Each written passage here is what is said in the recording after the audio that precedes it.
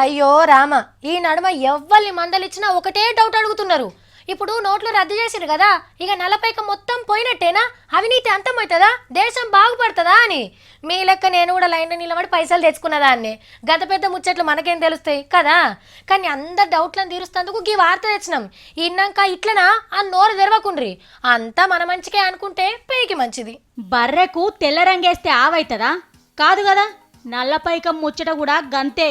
ఇదేదో మీన్ చెప్తున్న ముచ్చట కాదు.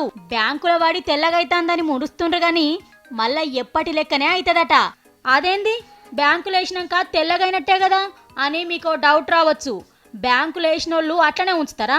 మళ్ళేం కొత్త రూల్స్ పెడతారో అని భయానికన్నా మొత్తానికి మొత్తం ఉడవిక్తారు. ఇట్లా దాచుకుంటే ఎప్పుడేమవుతుందో తెలియదు.